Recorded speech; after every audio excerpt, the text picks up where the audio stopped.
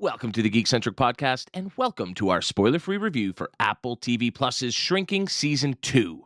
You can't spend your life running from your fear. Instead of running from it, say, bring it on. That was my best Harrison Ford.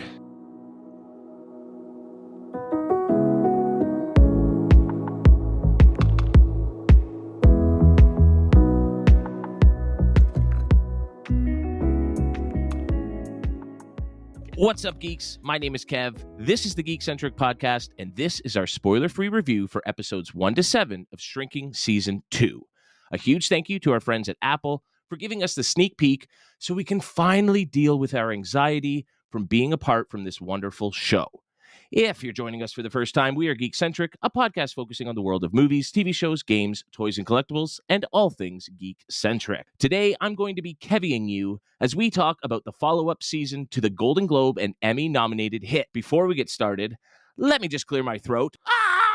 Okay, now that that's out of the way, much like Jimmy couldn't possibly get through all of life's shit on his own, neither can I, which is why I've enlisted the help of two incredibly talented colleagues. They steer clear of dissonance with their podcasting magnificence. They're chock full of empathy, and their opinions are exemplary. Be it true story or fable, they're happy to enable you to watch the best, be it streaming or cable. Justin and Nate, thank you for joining me. Gentlemen, I only have one question for you. Are you wearing your sex boxers to work, you little freaks?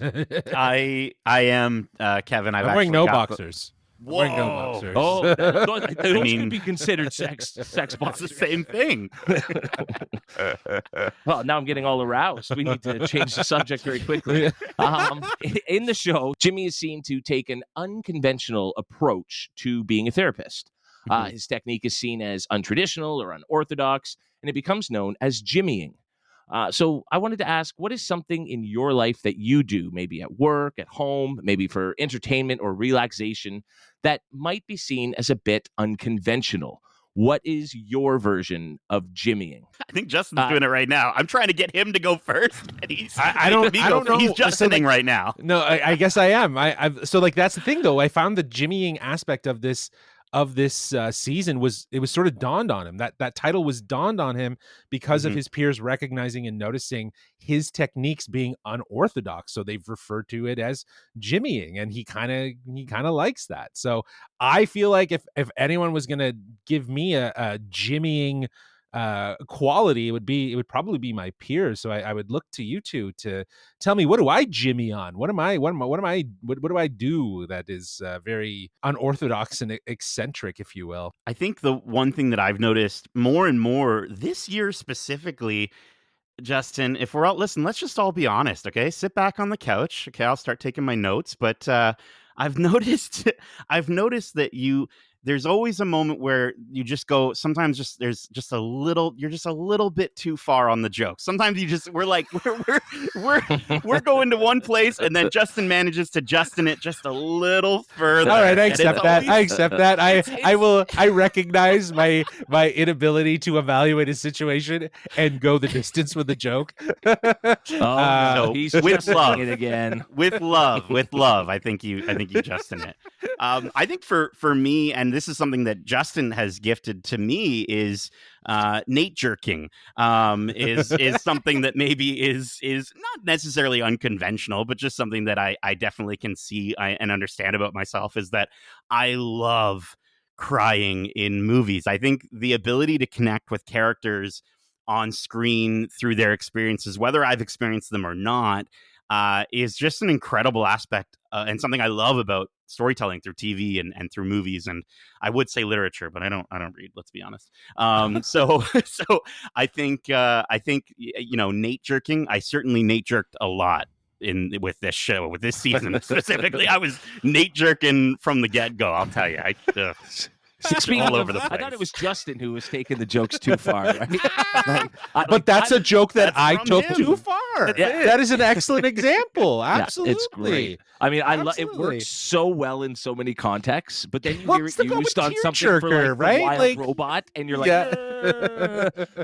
the wrong audience might get the wrong impression of a very Yes. good show. Yeah, it's a there's bad the right- pun. It's the a bad right pun. and wrong time to talk about nature. For sure. Yeah. Yeah.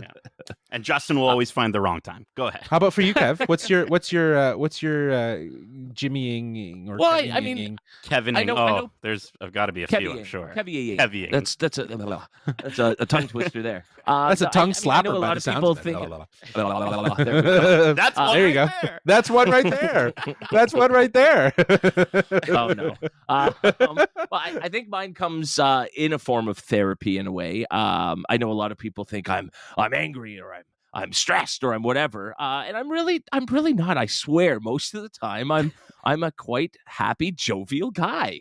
But every once in a while, life builds up on you, and you need some sort of exercise to sort of take that stress away. I would say that my secret Twitter account, where I just am able to just say whatever I want and yell at some really awful people on Twitters, is a form of therapy, but I think it almost means I should seek therapy for it. So I won't. I would say, yeah.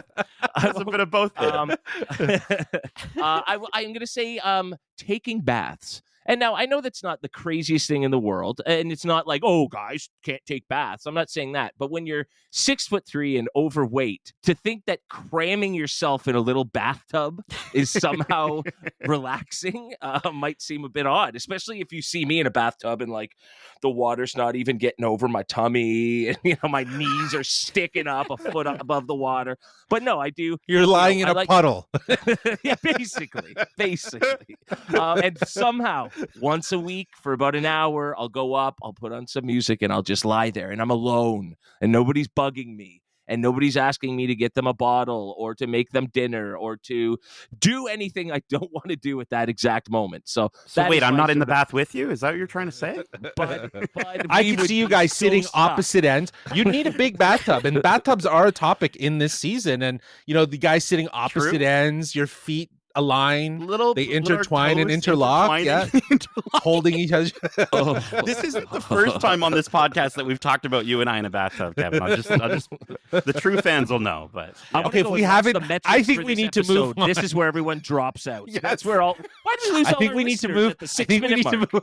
I think we need to move on so we can save whatever listeners are still around. We are going to talk about drinking. All right. Well, for those of you left, why don't we fill you in where we are in the Shrinking story? Shrinking Season 2 chronicles the life of widowed psychiatrist Jimmy Laird as he continues the journey to redefine his life after the sudden death of his wife. Jimmy's colleagues, mentor Dr. Paul Rhodes and fellow therapist Dr. Gabby Evans, become even more instrumental to Jimmy, providing him guidance and support both inside and outside the office. Paul struggles with advancing Parkinson's, making him take stock of his life and come to terms with past mistakes, while Gabby is forced to look inward and recognize negative patterns while embracing her independence and navigating new relationships post-divorce. Jimmy's neighbor Liz thought she found the answer to her empty nest syndrome by venturing into business with Jimmy's patient and roommate Sean. However, when things don't go according to plan, she must search for new ways to find her purpose. Jimmy's best friend Brian and his husband Charlie entertain the idea of starting a family and all of the ups and downs that come along with it. And Jimmy's daughter Alice is becoming an adult and almost back to feeling like herself as she and Jimmy repair the damage done by his emotional unavailability after Tia's death. All this and so much more takes place as we find these wonderful characters growing on us even more. The show stars Jason Segel, Harrison Ford, and Jessica Williams, as well as Christa Miller, Tennie, Michael Urie, Lukita Maxwell, and Ted McGinley. And in splendid news, creator, writer, and executive producer Brett Goldstein appears as a special guest star this season. Season 2 of Shrinking premieres on Apple TV Plus on October 16th. And we've, again, had the fortune of watching 7 episodes. And it's one of those shows I almost don't want to binge because I love it so much. And I'm so sad when we get to the end of something that I'm really enjoying so quickly. But fortunately, we're only 7 of 12 episodes in. But even then, there's already so much to talk about so far in this season. And we're on the clock here. Our time has started, so let's get right to it. I think one of the elements of this show that makes it work so well are the amazing cast of characters. They're fun, funny, and wildly performative, but they also feel grounded in the sense that they are far from perfect, which I think helps them be so relatable. Is there a character that you connect with most, or an actor whose performance really stands out? Ooh, I feel like I admire Jessica Williams as Gabby. I feel like her Oh, energy I and love her her. everyday just approach to life is just the type of energy that I like. Again, I appreciate. I feel like that's such a great outlook on life, and accepting the trials and tribulations of what have been given to you, but also dealing with it in a really, I don't know, upbeat, lighthearted way. And she has some great growth in this season from what we see. And to go on that journey with her is really, really great. So yeah, I guess like maybe not like that I connected with as much as just appreciated, and I found myself wanting to align with so much more. And that's picking up from even last season. She was one of the highlights for me. Her comedy, her Jessica Williams is, from a comedy perspective and a delivery standpoint, is just so on the ball with every line she delivers. And I find myself laughing out loud a lot of the times when she's on screen acting off these characters, especially with her relationship with Harrison Ford's Paul Rhodes. Like, just how her and Paul are together is just, it's like so warming. Yeah, she's simply the coolest person on this show, I think, and I think she's like that best friend that'll always have your back. But you're right, Justin. I love the growth in this season that we sort of get to dive into her familial side of her character and understand a little bit more about her relationship with her sister. And I think it's such a cool reminder that even someone that you might admire as much as Gabby, you still get to see behind the curtain in areas where, sure, they can be, the greatest friend to their friend group, but then also sort of potentially fall short in other areas of their lives. And I think that's just such a real and authentic take on a character, and for them to go so deep with their character is awesome. And I mean, the same can be said about pretty much Everyone, I cast. think, yeah, I think you're absolutely right. Everyone has that. Well, and you mentioned, the humor that surrounds her character, and she gets paired up with a new guest star this season, and their chemistry is like instant. It's palpable. So much fun. Oh. I'm so excited to see where they go with those two. Well, it wasn't on the cast list, so I won't say anything. But not only was I happy to see this actor from previous work of theirs, but to see the character that they're playing. It's so much fun, and a really great addition to an already amazing, fun cast. Speaking of, Nate, who else really stands out to you? I want to shout out Harrison Ford. I mean, I want to shout out Harrison Ford. Like, yeah, obviously. I mean, he's pitch perfect. And I think, the thing that I love, and again, we talk about these characters and how much range they have. And I think when you think of Harrison Ford, you think of Han Solo, or at least I do. I think of Han Solo, and I think of Indiana Jones. And so to see this character with such range, to see him smile, to see him cracking jokes beyond the curmudgeon that he is, in still a very curmudgeon way, but then to hear the words of wisdom, to feel the warmth of what he's saying, it's one of those moments where you just sort of you can't help but fall in love with these characters, and he's definitely one of them. And I think especially this season, it goes into a little bit deeper with regarding his health. And what's going on there. And I know for myself personally, that's definitely something that is hitting pretty hard right now. And so I just want to see the guy happy. And I feel, when we talk about being able to align with some of these characters, I feel like I want to see him as happy almost as much as Jimmy does. I don't know if that's possible, but I definitely can feel that. And he's so good. Yeah, I just on that note of Harrison, like I feel like this season, as much as last season very much showed, he's fully embracing this character, and he's really leaning in. And I think it's as you said, Nate, it's just so great to see him kind of embrace some of these comedic moments. But I think this is a real great pleasure for him to be doing this, and I think you see that in his performance, because, as you mentioned, like he's known for being Han Solo and Indiana Jones and a variety of other roles, the president, Totally. and so on and so forth. But the reality is that this feels so grounded and different from anything else that he's done, that he sees this as an opportunity for himself. And you can see that in his performance, in the way he's taking it on, and in the way he's kind of embracing, again, the health concerns and the idea of Parkinson's and so on, and what that looks like. I think it's a real role for him that he can really sink his teeth into, beyond just being, any of those iconic characters that we know and love him from. Yeah, I mean, I think you'd be hard pressed to find a bad performance by Harrison Ford, but like there's every once in a while you can sort of see a glimmer in his eye where you like know he loves what he's doing. And I'm sure he can really relate to the character. You got to think this guy's in his 70s. He just filmed an Indiana Jones movie. That was probably really, really difficult for him getting on in age from a physical standpoint.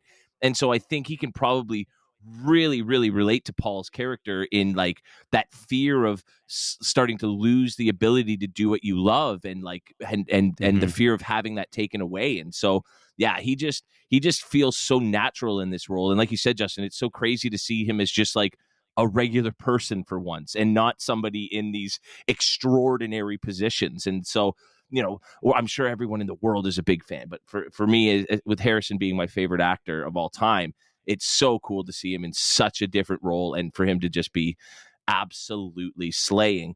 I'm sure we'll talk about a few more characters, but in terms of me, for me, the character that I relate to most has to be my guy, Derek, played by Ted McGinley. Derek. I want a Derek, Kevin. You have a Derek, Kevin. You have one, man. And not necessarily in being able to just say the right thing at the right time, but I often feel like I am the butt of people's jokes.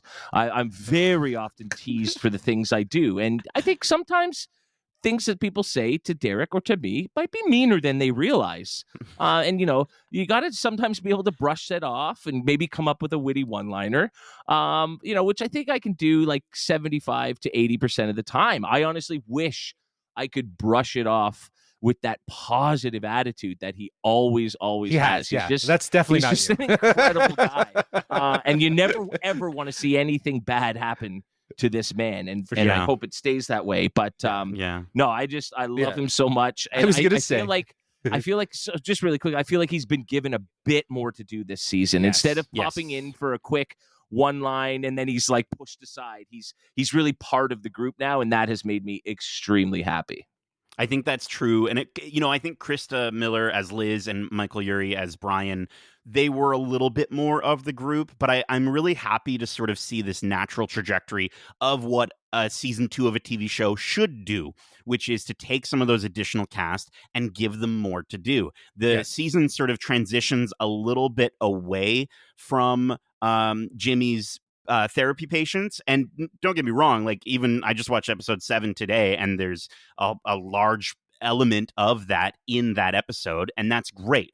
But I like that they are able to sort of shift that balance to give you more time with these additional characters, and so that we can get to know Michael Urie as he's working with his husband to sort of figure out their lives, or Liz and Derek. And I love Derek so much. I think it's been fantastic getting to know them and getting to see more of their lives.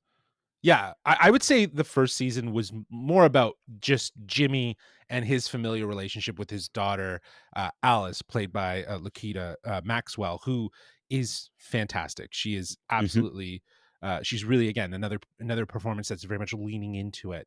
But to the point of what you were saying, it's really great that this season 2 does that thing that that season 2 should do, is capitalize on the side characters that have an importance in season 1 but we don't fully know, right? Spending more time with Derek has been a total delight, and I think Ted McGinley, again, he's just found that character. He's found that authenticity that he can bring himself into a relationship with. And honestly, when I think about the idea of who I could relate to, I feel like it's a bit of a mix between Jimmy and Derek to a certain degree, right? Like, I think probably the skepticism and the sort of over involvement is very Jimmy, and that's I think that can be me sometimes. But then there can just be a level of like, optimism that's like, who gives a fuck? You know what I mean? Like, that's very much what Derek symbolizes to me, is that even with that positive optimism, it's always like, who gives a fuck? You know what I mean? Behind it. So I love that. Well, and speaking of Jimmy, I mean, he is kind of the main character of the show, and I think this season's kind of refreshing because we're seeing him in a much better place than he was in season 1, and so he's sort of able to spend less time working on himself and more time like really getting in and trying to help these people around him, and it just creates the best situations for Jason Segel, who like is like the king of like either like a really dry sarcastic comment or like the best over the top celebration of little moments in life. Like I just love the way he celebrates his small victories and or chooses to capture moments with these people around that him. was Like, so great. That's where I could feel like I could relate to him. I love his how he often thinks that he's so much cooler than he actually is. He's such a dad, which is so excellent to see, and I'm sure you two will start to relate to as your kids get a little bit older. But I also just love, I love how funny he is. Like, if you like Jason Segel humor, you're gonna love him yet again in this season, maybe even a little bit more so. There's a specific line that I just wanted to call out where there's a character yelling at him, and she says something negative about his penis, and he just looks down at him at his penis and goes, "It's okay, buddy." And it's just so, she's still yelling at him, and it's just so funny. And I think he's in therapy. He's a therapist. He's consoling. He's consoling his penis. Yeah. His penis. I also think too, I think, Justin, you and I were talking on the phone the other day about the continuation of this show. And I think, you had mentioned that it's nice how it accurately depicts mental health as something that is constantly in need and needs to be kept up with, and not something that is just done and taken care of in one season. Correct. And I think Sean and Alice are the perfect examples of that with this season. And I'm really loving seeing these characters where you get to a point where you're so happy for their wins, but then you still get to see moments where they fall back, and then have to pick themselves back up. And I think Luke Tennie there's some really riveting stuff in this season. I think they might be a little bit less of the focus. Again, they're kind of shifting things around in terms of who they're focusing on. I was still really happy to see that they're still working through all the things that they were still working through in season 1. Yeah, it's funny. I guess we can talk about that when we talk about story, but I feel like the focus feels very spread out, which I really appreciate, because even introducing, Brian more or into the story, or Liz in regards to not just being just the neighbor who has a hobby. We really kind of get to dive in a little bit more and understand what's going on with her. So while it's not talking about just the idea of keeping up with that mental health, it's also looking around you and recognizing, because I think there's some really great moments with Brian and Liz that really speak to this idea of maybe, again, their friends acknowledging them. And I think that's great. But yeah, Luke Tennie, again, really surprised me last season, and he continues to surprise me in this season, was just, again, the range that he can go through emotionally. And I think just with all of these characters and everyone in this show, and that's why I love it, it's just so believable. Everyone is real. It comes from a real place, and I think that's what's super special. Oh yeah, there's a moment with Luke Tennie this season where all I'm going to say is he just roasts the shit out of people, and it's boom, fantastic. It's so good. Gabby and the White Saviors. That was hilarious. When you talk about range, it's just it's incredible to sort of get to see him go to different places with this character. So really, really good stuff. I mean, I think it goes without question, and we could probably talk about every single actor and character just because they're so well crafted and well written for. But so much about this show works.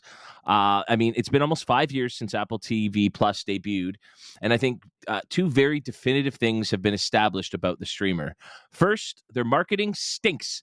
I'm sorry, but I got to say it. Not enough people know about their incredible content. Yeah, there's a show with Kate Blanchett and Kevin Kline, written and directed by Alfonso Cuarón, and it debuts last week, and I just found out about it now. That's insanity to me. Why we're in this industry. It's not like we're just regular casual TV viewers, and so I find it wild that I had to find out about this through somebody's random tweet and not just being plastered everywhere. And I think that a lot can be said, the same can be said about this show, right? Like whenever I talk to somebody and they're like, what's shrinking? I'm like, what?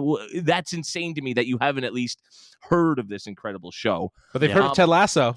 Well, yes. And I think if you miss Ted Lasso, come on, we've got to the answer, the medication, that therapy and help that you need is right here to fill that void in your life.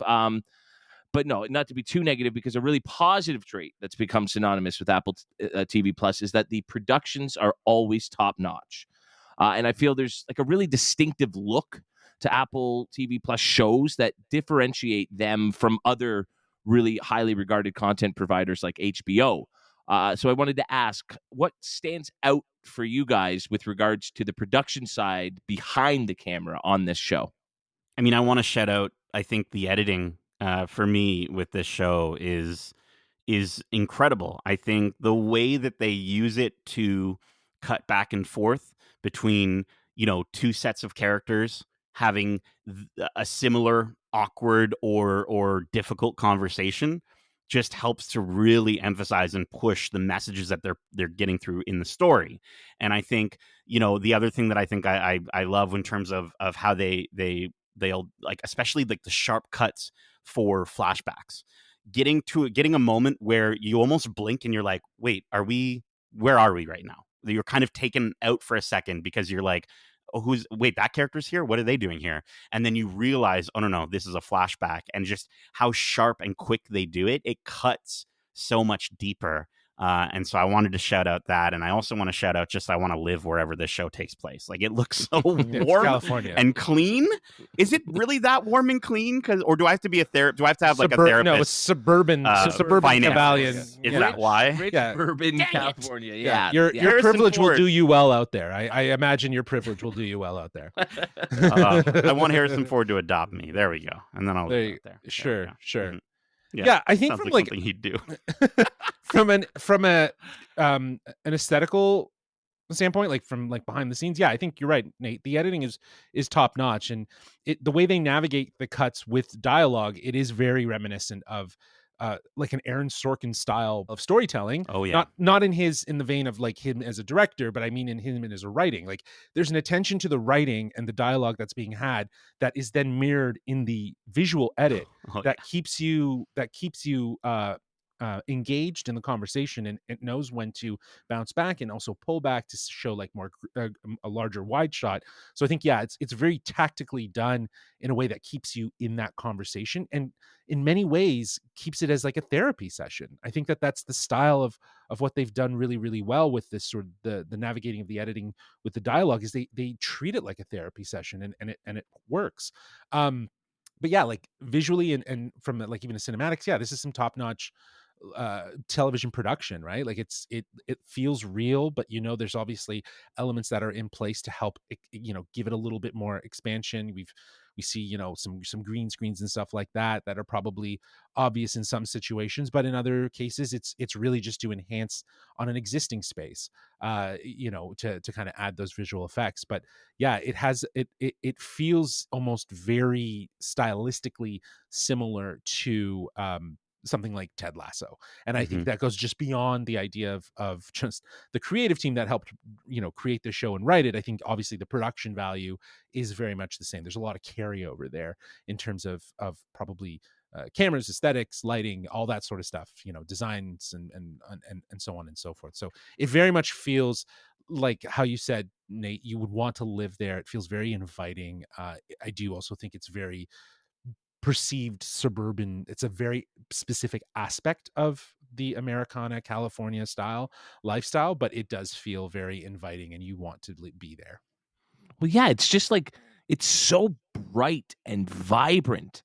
Everything is just so colorful. Like, so many complaints about TV shows and movies these days is that everything's so dark, and I know, there's lots of complaints about tones used in Marvel movies or in Star Wars productions or whatever, where, why are these sort of filters being applied? And this show is just so crisp and vibrant. Like, it's like they're in the room with you. It's just crazy. And I wish more TV shows were so nice to look at, But I think for me, it's the writing on the show that just absolutely pops. Like this show, the dialogue is just unbelievable, and it helps these characters. It's unbelievable how they can keep them just so grounded and true to themselves, whether the situation is flip-flopping between the really dramatic or the really, really humorous. And I think in terms of the writing, where the show sort of separates itself from Ted Lasso a bit for me, is again how grounded it is. You know, Ted Lasso relied on a lot of almost caricatures of people. You know, they were not the most realistic people, but that was the setting, right? We're dealing with like funny athlete stereotypes and everything, and the people who played these roles and how they were written was perfect for that environment. But here, everything just feels so real, and the writing just makes these people like, I want to sit down for a coffee and like listen to these people banter in real life, because they're so quick and witty and have the best things to say in response to each other. The rapport is amazing. So yeah, the writing here for me is just like levels and levels above. One of the best written comedy shows I've ever seen. Yeah, I think the narrative style is what makes this show so special.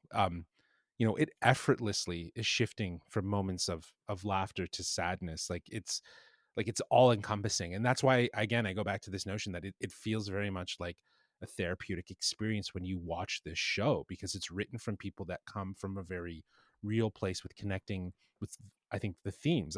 I would have to imagine that they feel very connected to it, right? Because there has to be a place of connection if you're writing about some of these, you know, PTSD moments and this idea of your mental health in and around grief and the sort of combat that you have mentally with that experience. Like, I think that there's you know, there's obviously a true emotional roller coaster that goes along with it, and it's forever gauging in terms of understanding how to balance humor and drama to really hit these moments home that I think feel more real life than, as you were saying, Kevin, with Ted Lasso, feels a little outside of the box. I think a lot of that also has to do with managing a football team too. But Sure. even in the sense of the idea of understanding that formula, the only show that is in comparison to this is Ted Lasso, and I think that is a true testament to Bill Lawrence, Brett Goldstein, and Jason Segel for pulling this show together and capitalizing on what was working so well with Ted Lasso and going further with it, which is why in the first season, you know, Nate and I, we always said like it's like a spiritual spin-off to Ted Lasso in a lot of ways, and there in some very direct ways, I think, in regards to like tones and comedy and the way comedy is used, but vastly different in terms of thematics and so on. So yeah, I think that the writing and the believability, and then you couple that with amazing performances and the editing and cinematics and everything, it keeps it all grounded, right? Because like as you were saying, like tones, the tonal shift and how bright and vibrant it is, I think that's purposeful, right? It is meant to feel like it's your life rather than something that needs to be moody and gritty and any other way. So obviously the all that to say, this style that they've chosen for the show is very conducive to the theme of the show, right? Like they match really, really well. But yeah, the writing is off the charts, from the jokes to the moments, everything. It's just so well crafted. And I think if you're coming into this season off of season one and you know, you're maybe a little unsure of how can they keep this going, I think it's kind of what we said, right? Like life keeps happening, so therefore there's more to show with this incredibly authentic group of people. And I will say I got about maybe 7 to 10 minutes into the first episode and I was gut busting laughing in a way that you would almost have where like you're just seeing old friends again for the first time in a long time, right? And I get that warm feeling, and it's just like I feel like I know these people so much, and so when they're happy, I'm so elated, and when they're sad, I'm so upset. I'm Nate jerking all over the place. You put a little bit of music from whoever the hell C. James is, and that's the other thing too. This soundtrack the for soundtrack, this show is incredible, whether it be the score or the music that's coming through it. It's just they're finding ways to find incredible moments and even to use it for a bit of humor. I mean, you know, I talked about that quiet, the show is so funny, that quiet moment of Jimmy, you know, consoling his penis, but then we also get like a really loud moment with how Gabby is super proud of her Lord of the Rings trap music. Yeah, it's just awesome. It's just, I'm like, please get me that track. I need that Who track. is this? Yeah, I Like, love it. Yeah. It's so So good. So yeah, I really love the storyline this season, and I love how we're getting to see a showcase of these characters at their best and their worst, and I'm never bored with it. They're the dialogue and the communication between them, like you're saying, Justin, is so quick, and you just fall in love with these characters over and over again, and yeah, so good. Yeah, and I just wanted to add a note with, in regards to you were mentioning before, Nate, like how it feels like the focus. I feel like there is a theme and there is a narrative that I feel does stay very focused across all these episodes. But I love how we're able to bounce back and forth between each of these characters and, understand where they're left, where they're at and where they might be going to a certain degree. And I think that that's also really great about this show in the writing, is that no one does feel like they're being left behind or not a focus, right? It might feel like that maybe 7 episodes in, but this is a 12 episode series, surprisingly. So there's a lot more episodes to go, and I'm interested to see how we balance and kind of maneuver through the rest of the stories that we're kind of intertwined in right now. But yeah, like I really do appreciate the fact that this show recognizes that the characters are the strength, and they're really able to give everyone their time to shine. Yeah, I was finishing up episode 7. I was like, whoa, that felt like a season finale. Like the show could have ended there, and I've already felt like so much has happened to these characters and their arcs, and like there's been resolution, and there's been such development with relationships, and then new problems and conflicts kind of come up towards the last 2 episodes that we watched, and I was like, you could end the season right now, and I'd be like, yeah, that's a perfect spot to end it. And so it's amazing that it means we still get 5 more episodes to delve even deeper into these things. And what I've noticed too is like most shows kind of miss that. Like there's a kind of a turning point in this show where it's like the arc has changed, right? Like maybe we've just kind of shifted gears a little bit for the next back half of these episodes, which is really, that's very TV, right? That's very TV. So I think that's smart writing too, to kind of keep it so that it is fresh when you are, giving out like 12 episodes and the likelihood of how people are going to watch it. You need to be able to keep the sort of the wheel spinning, if you will, never really slow down, and never find an opportunity where it's just like you're just kind of complacent.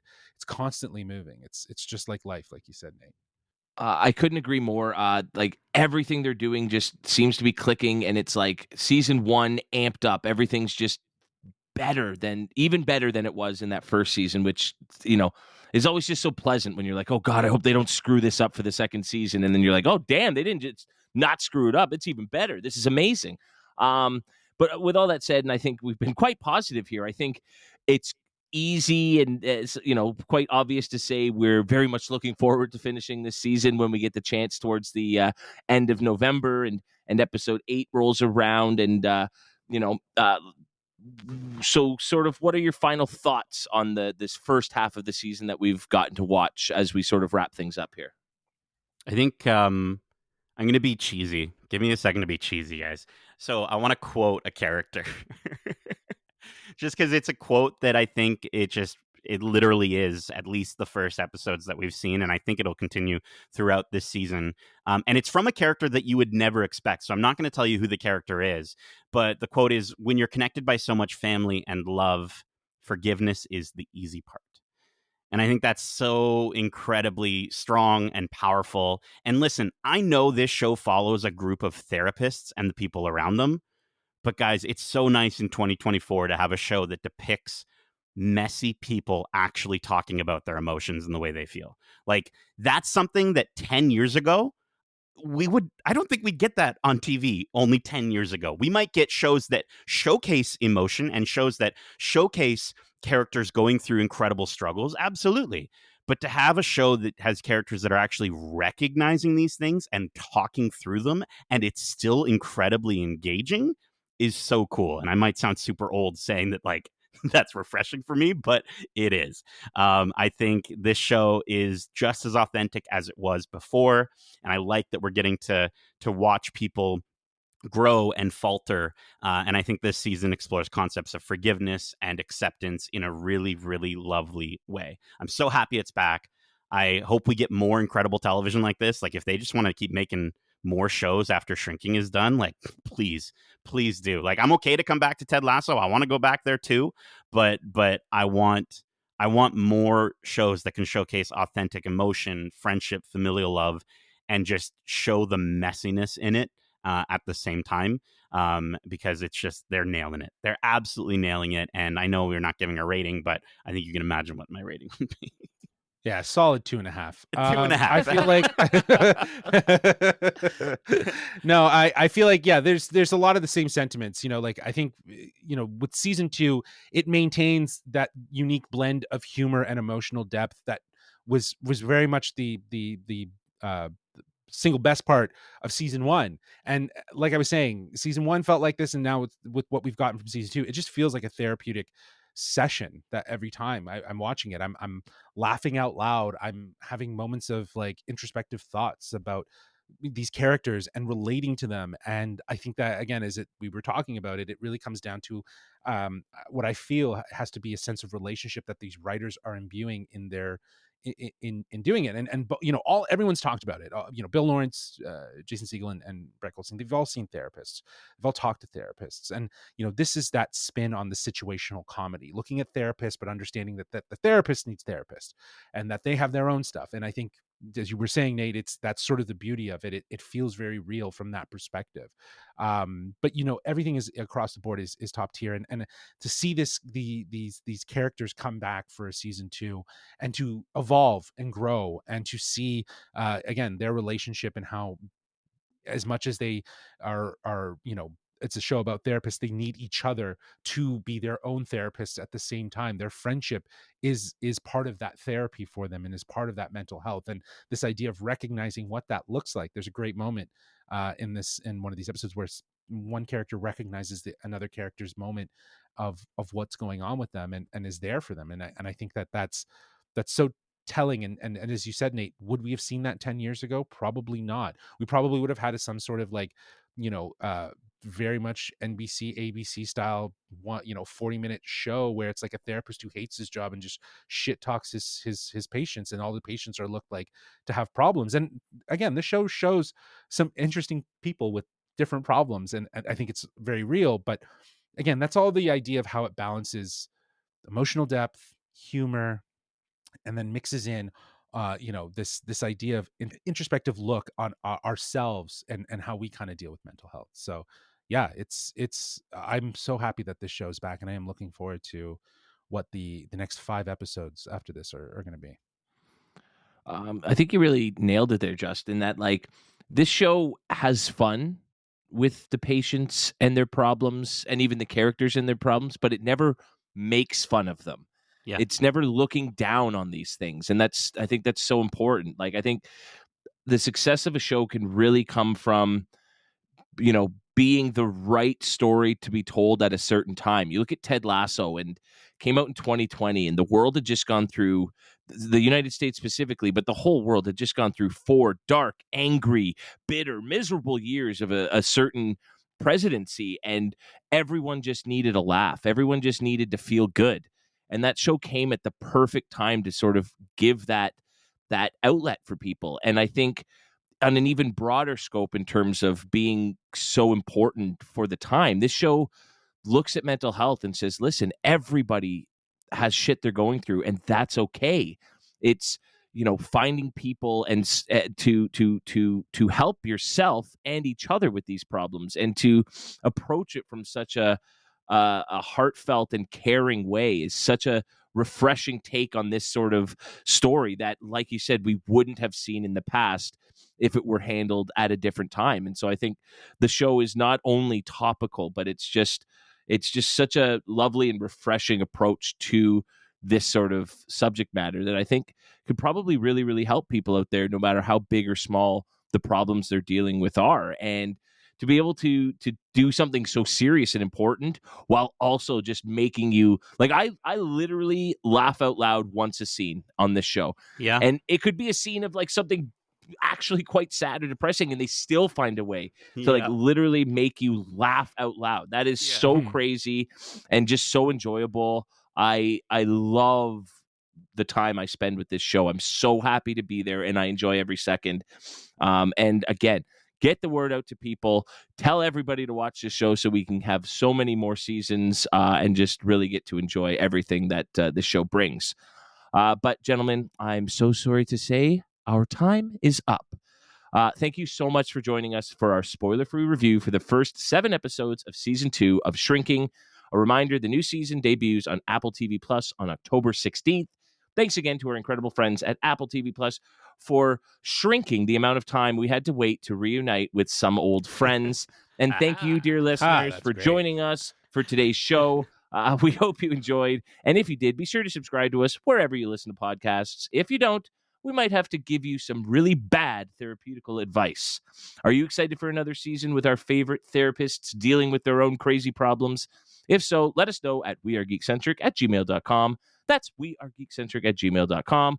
Or if that's a bit too much, like eating dinner at the same table with complete strangers, and you'd rather just get in the sea, hit us up on our socials. Justin, where can they do that?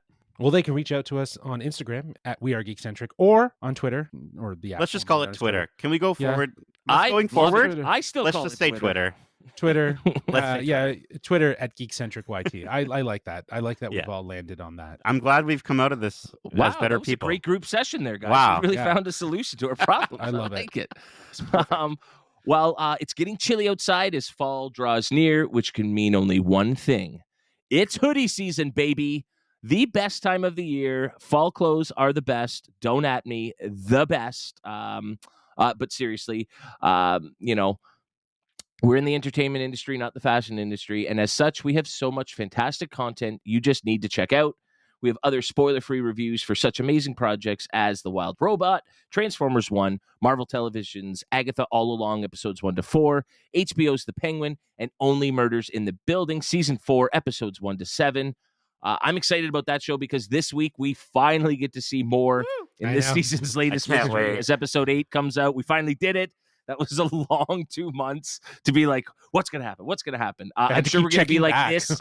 We're going to be like this, in about 7 weeks' time when we finally get episode 8 of Shrinking season. Exactly. Yeah. But just give us the whole season, guys. We love that you let us see these things, but like all or nothing, baby. Come on.